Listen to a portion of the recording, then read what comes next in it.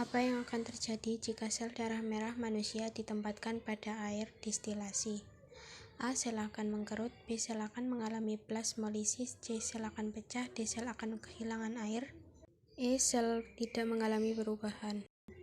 Jawabannya C. Sel akan pecah karena osmosis merupakan perpindahan zat atau molekul yang terlarut melalui membran semi permeable ke daerah dengan konsentrasi zat terlarut tertinggi sampai kedua konsentrasi zat tersebut sama.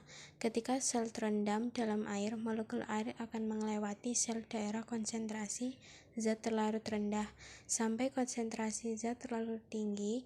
Misalnya, jika sel terendam dari air asin, molekul air keluar dari sel sampai terjadi pengkerutan atau kremasi. Jika sel terendam, air tawar molekul air bergerak ke sel. Bila membran memiliki volume air murni kedua sisi, molekul air masuk dan keluar di setiap arah pada tingkat yang sama persis. Jika sel terendam dari distilasi, molekul air hanya bergerak ke sel dan mengakibatkan sel tersebut mengembung dan pecah.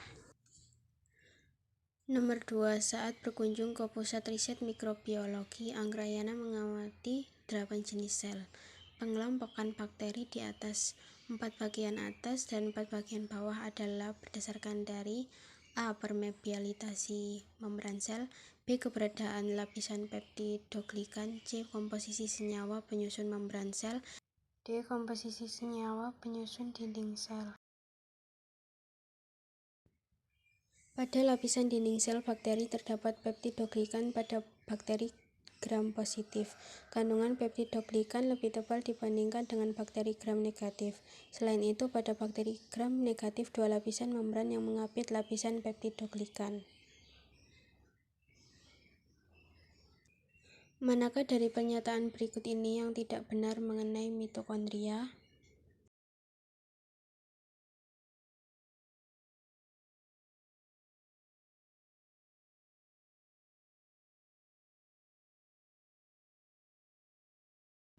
Jawabannya C.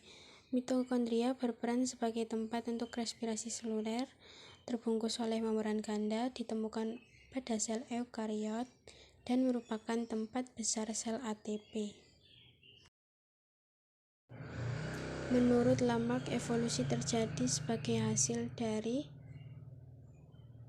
A. Seleksi alam, B. Teori rekapitulasi, C. Overproduksi, D.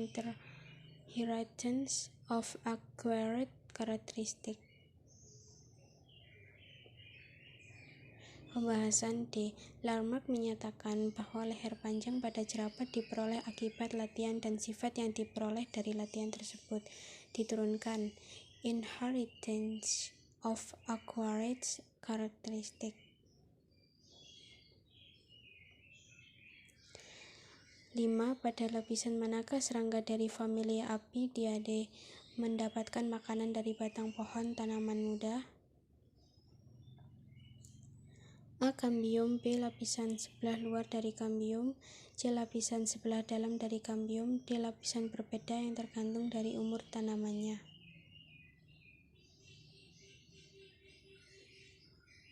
Pembahasan B. Serangga dari famili Apidae mendapatkan makanan dari batang tanaman muda pada jaringan flum. Jaringan flum merupakan lapisan yang terdapat pada sebelah luar kambium.